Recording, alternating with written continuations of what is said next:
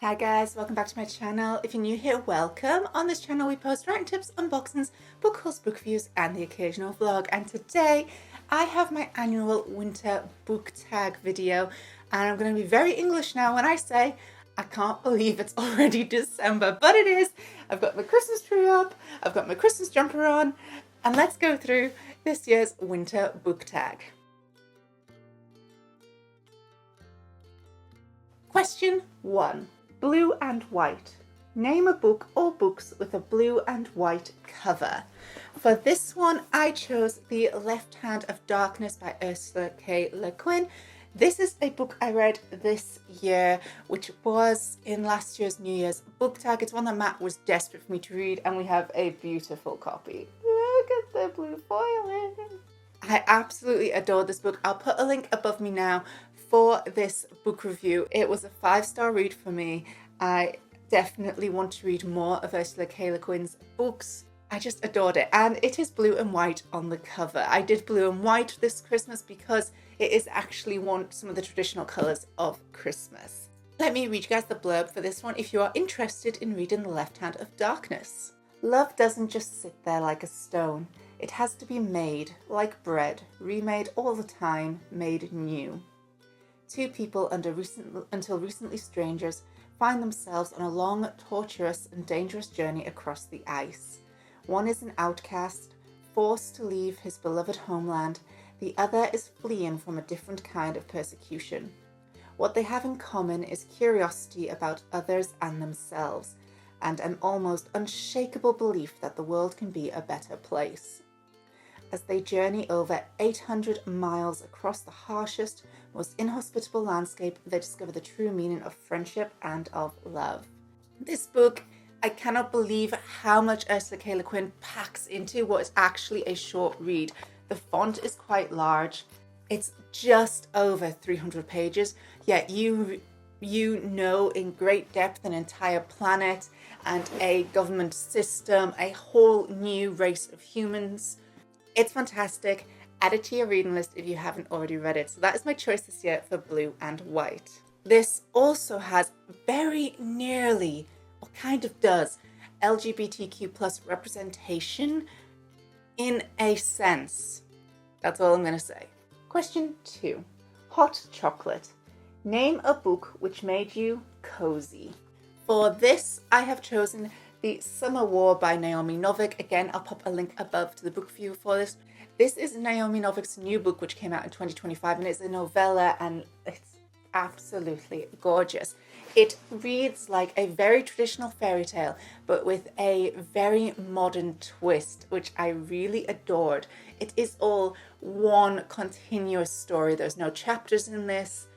It is only 127 pages long, so it's a very fast read, but because it's a very traditional fairy tale, you have the fae, you have knights in shining armor, you have musicians, you have princes, you have kings. It's also semi like Game of Thrones with a great wall, and yeah, it's really good read. I absolutely adored it, and it just made me feel cozy, I think because of the fairy tale likeness. I'll read you guys the blurb for this one. A young witch who inadvertently curses her brother to live a life without love must find a way to undo her spell in this enchanting novella set in the world of Uprooted and Spinning Silver from the Sunday Times best-selling author Naomi Novik. Celia discovers her talent for magic on the day her beloved oldest brother Argent leaves home. Furious at being left behind, she lashes out, not realizing her childish, angry words will suddenly become imbued with the power of prophecy, dooming him to a life without love. While Argent wanders the world, forced to seek only fame and glory instead of the love and belonging he truly desires, Celia attempts to undo the curse.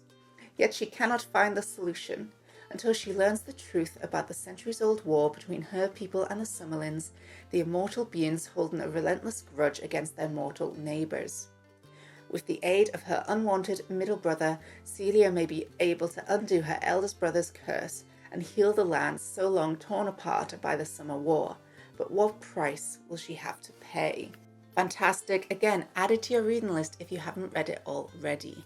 This also has LGBTQ plus representation. Very well done. Question 3. Munchies. Name a book which made you hungry.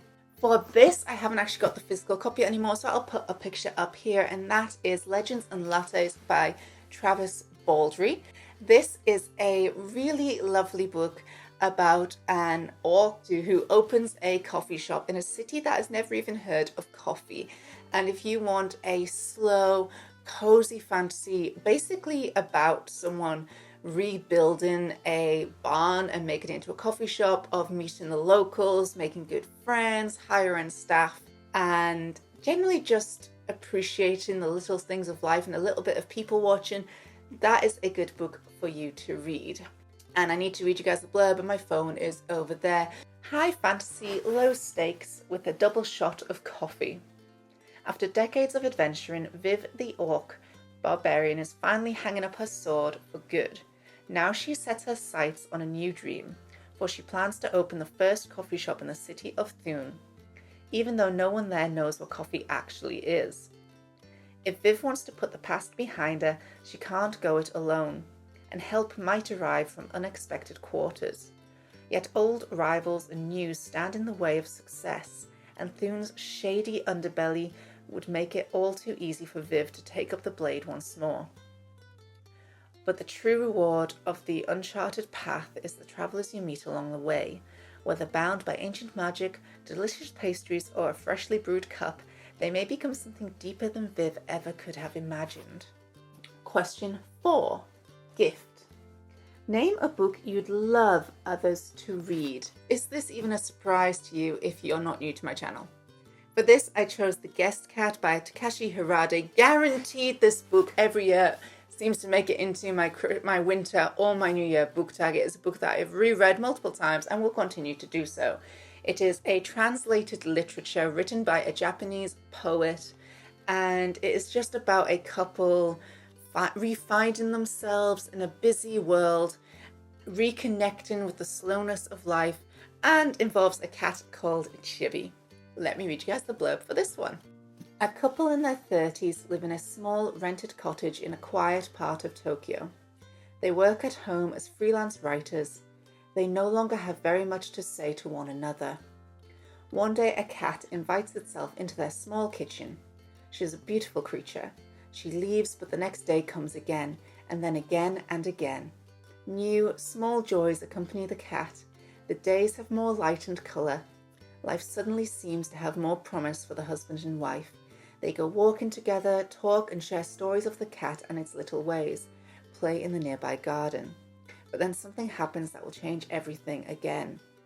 The Guest Cat is an exceptionally moving and beautiful novel about the nature of life and the way it feels to live it. The book won Japan's Kiyama Shohei Literary Award and was a bestseller in France and America. I absolutely love it, and this copy of it, which is from Picador, it just feels lovely as well. So it's a very short read. It's only 136 pages. It is tiny, but every chapter, although very slow, it's written by a poet. It's very poetic. It just, I don't know. It keeps making me return to it, and I can never fully explain why, but I adore this book. Question 5. Preloved.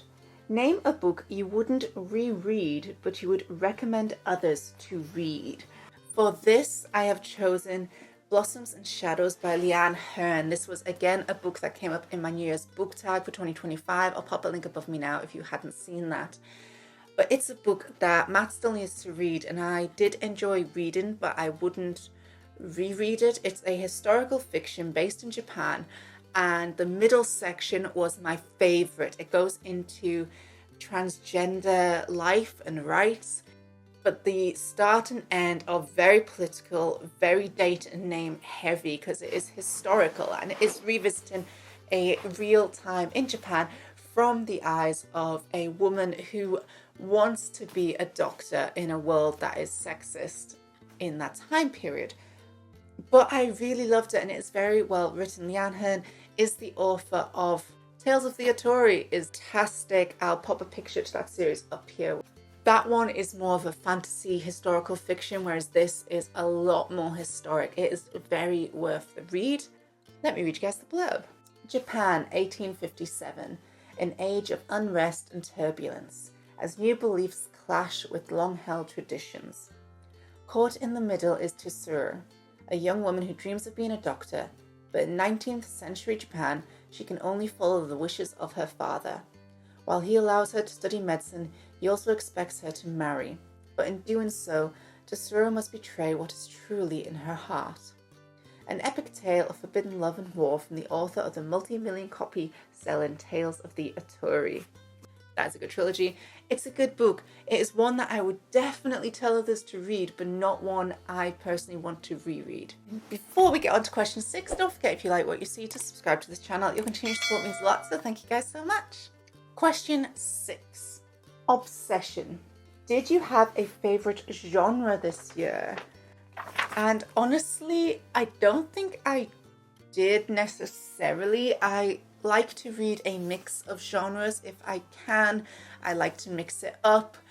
I have developed quite a thirst for science fiction at the moment, so I guess that could count for this question. But honestly, I like to keep reading all the different genres. I do think next year I might read a bit more translated literature. I sort of took a year off that genre this year because I had devoured just a bit too much of it and it was starting to feel samey. I think in 2026 I will read some more that are in my collection for that. But yeah, maybe sci-fi, movies included in that. I do have a thirst for watching more sci-fi recently, but no, I think in this year still though, no genre specifically stood out. I've just enjoyed reading as always. Question 7, wine. Name a book which made you thirsty for more. For this, I actually have 2 books. The first, my partner Matt will be very happy with, is The Bone Clocks by David Mitchell. This is not my first David Mitchell read. I have read Black Swan Green. A link is above me now to that review. I have also read Slade House. Again, that link is above me. The Bone Clocks actually sort of follows on from Slade House, and it was a book club choice for this year. It is a chonker. It made me cry. It follows multiple points of view, which was difficult at first because the first, I want to say 200 pages did feel like the start of a new book all the time. But by the end, as I said, I was crying for the characters. They do all link up by the end, and I would reread it. It made me thirst to read more David Mitchell. Let me read you guys the blurb for this one. Run away one drowsy summer's afternoon with Holly Sykes. Wayward teenager, broken-hearted rebel, and unwitting pawn in a titanic hidden conflict. Over 6 decades, the consequences of a moment's impulse unfold, drawing on an ordinary woman into a world far beyond her imagining. And as life in the near future turns perilous, the pledge she made to a stranger may become the key to her family's survival. It's a very short blurb. There's a lot in this book. I recommend, again, with all these books, because I've read them, I have reviews on them. I'll pop links above and below this video because I'll undoubtedly run out of space to tag them above. The second book for question 7 of Wine, a book that made me thirst for more, is my first ever Brandon Sanderson read, which is Yumi and the Nightmare Painter. Until this book, I had not read another Brandon Sanderson. Since reading this, I have read Tress of the Emerald Sea. I did prefer this one, but I also did love Tress of the Emerald Sea as well. And it made me thirst to read more of Brandon Sanderson's writing. I can't believe how long it's taken me to read this very famous fantasy author. Let me read you guys the blurb for this one.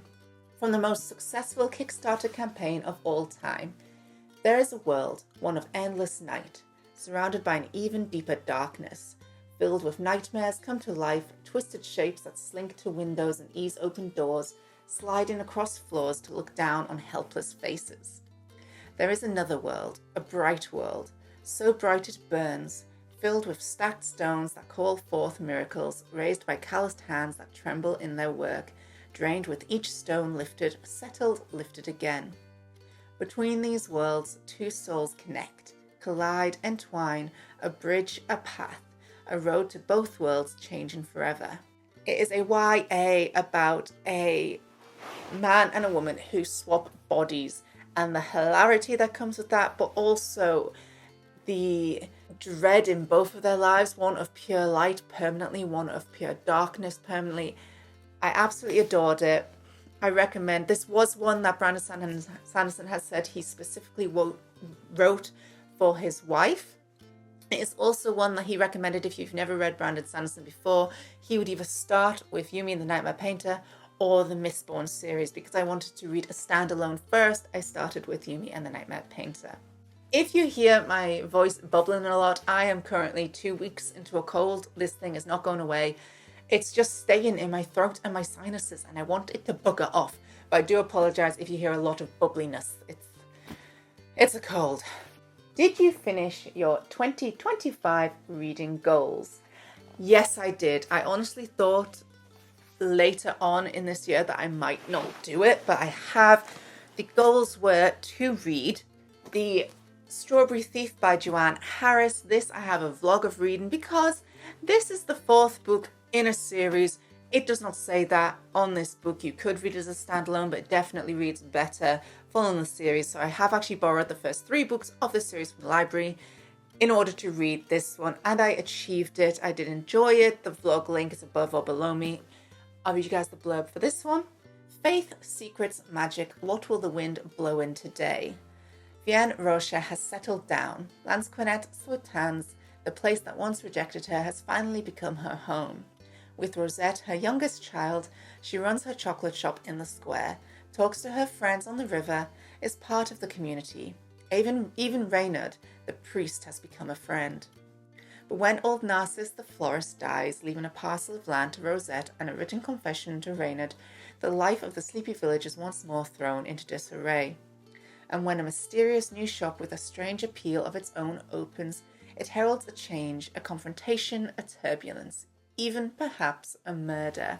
I did enjoy this series. It's not one I would read again, but it is one I would recommend reading, especially if you're looking for a very easy holiday read.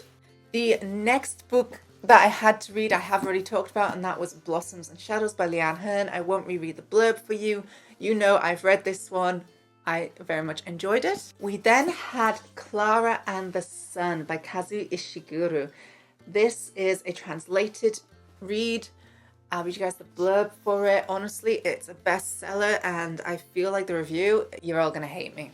The sun always has ways to reach us. From her place in the store, Klara, an artificial friend with outstanding observational qualities, watches carefully the behavior of those who come in to browse. And of those who pass in the street outside, she remains hopeful a customer will soon choose her. When the possibility emerges that her circumstances may change forever, Klara is warned not to invest too much in the promises of humans.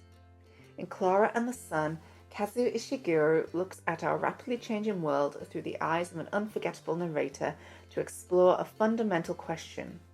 What does it mean to love? It is a very slow people watch and read, and it wasn't that it was hard to read. I just felt it wasn't for me. So far out of these books I had to read this year, 3 out of 3 are ones that I am giving away / donating / selling after Matt's read them. But that is why they were in my must read, and probably why I put off reading them.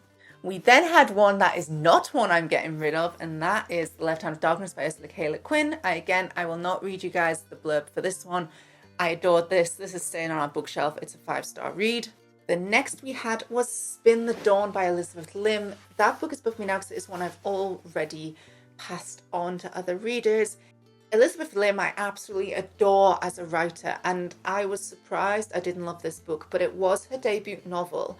It sort of felt like the romance was squished in and the plot just didn't quite work for me. It was very thought out and well foreshadowed, but it was like a hit the points plot.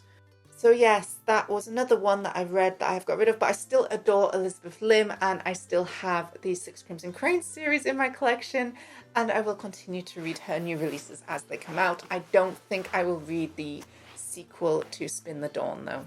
A Tailor in Disguise, 3 Legendary Dresses, a competition of a lifetime.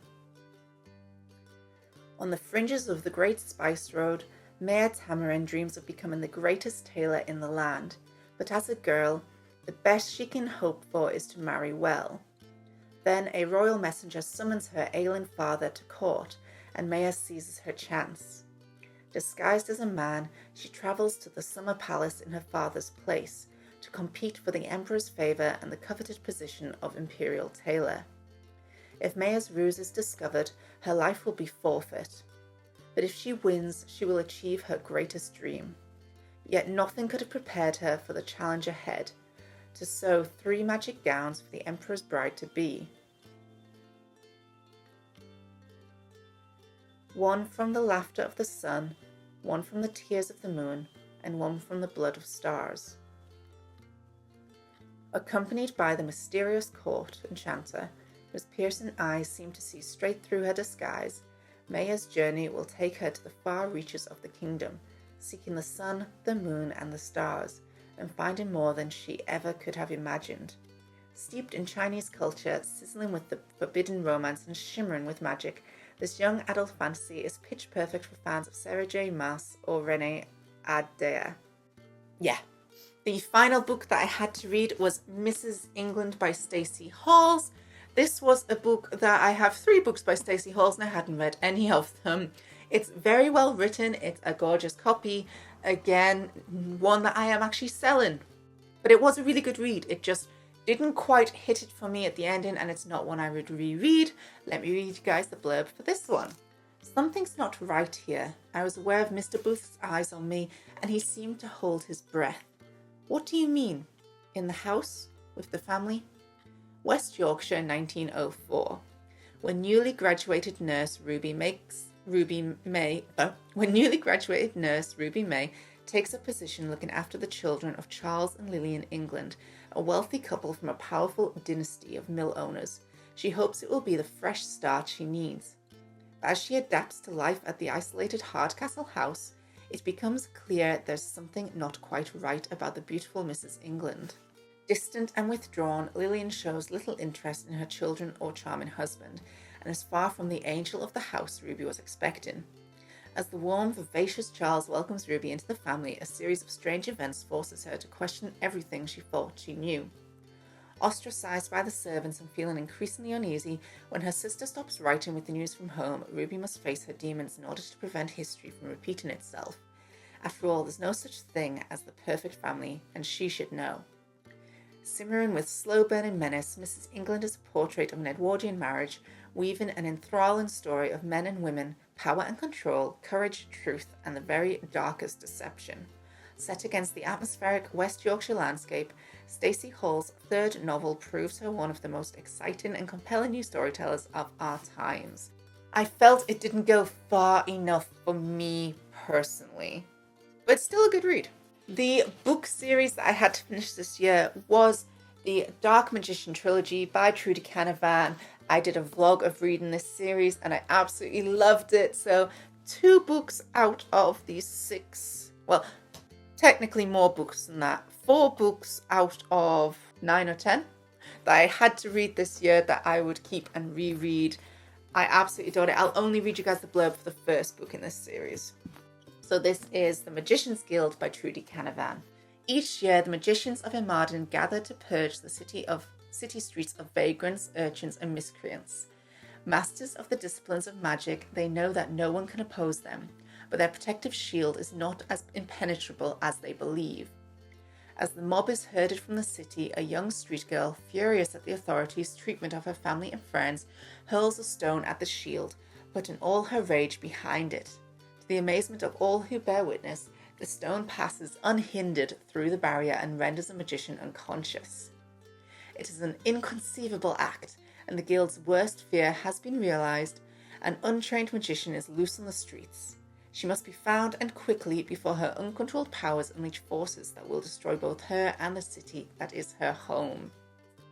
The Magician's Guild is the first novel in the Black Magician trilogy, Sunday Times bestseller Trudy Canavan's debut series, which has captivated readers around the world. It goes The Magician's Guild, The Novice, The High Lord, and they get better as they go. Trudy Canavan's writing gets better as they go. I would reread this series. Thoroughly enjoyed it. Number 9, Empty Stocking. What was your worst read of the year? For me, I kind of have 3 for this. They all got the same 2.5 star review, and that is Klara and the Sun. It is Spin the Dawn by Elizabeth Lim, and it is also The Lost Bookshop, which again is a book I have already passed on. All were all right reads, but really didn't stick with me. I'll read you guys the blurb for The Lost Bookshop from my phone again. I hate doing this, but we have to. By The Lost Bookshop by Evie Woods. On a quiet street in Dublin, a lost bookshop is waiting to be found. For too long, Opaline, Martha and Henry have been the side characters in their own lives. But when a vanishing bookshop casts its spell, these 3 unsuspecting strangers will discover that their own stories are every bit as extraordinary as the ones found in the pages of their beloved books. And by unlocking the secrets of the shelves, they find themselves transported to a world of wonder where nothing is as it seems. Like a lot of the books I've talked about that I am letting go of, it just didn't go far enough for me or get into enough nitty-gritty of what it was trying to tackle. And the final question, question 10, well done. Name something you are proud of yourself for in 2025. For this, I am very proud and excited to have reached 400 subscribers. Thank you all so much. It means a lot to me. I'm so glad you enjoy the content on my channel and just that I get to talk about books with you all because I love them and I love making these videos. So thank you so much for subscribing. I'm also very proud of myself for getting my anxiety and depression under control. I am now on sertraline, but I did also graduate from counselling this year. If you're not new to this channel, you may have seen me mention that I struggled a lot in 2024, 2025. I did break down, I burnt out, but I am feeling so much better and more positive now. So I am very grateful for my family, my friends, my partner Matt, my counsellor who is from Calming Minds. I will put a link to her business below because I think she is an amazing counsellor and she really helped me through this. So yes, I'm very proud of myself for doing that. Linking to that, I am very content now. Also proud of myself for. I've done a lot of gardening and house renovation work, which is going to be continuing. If you haven't seen, I did do a video of the bathroom renovation. That's above me now. Still not finished. The 3rd one will come out very soon. We have one thing left to finish in that bathroom and then you can finally see the renovation start to finish. I'm very proud of all the work we've done. I'm also proud of myself for making a big dent in my TBR. If you didn't see, I did a video, this above me now, of my TBR and it's quite embarrassing. Hence why I started doing the TBR jar and also why I do 5 books a year I have got to read. So I'm proud of myself for doing that. And that's it for my winter book tag for 2025. Thank you guys so much for watching. I hope you enjoyed this video. If you like what you see, don't forget to subscribe to this channel. If you like to see as soon as I upload, click that little bell down below. You can also follow me on Instagram, Facebook and Tumblr. I post bookish pictures as well as writing tips and unboxings on there. Have a fantastic Christmas and winter holiday and keep reading. Bye.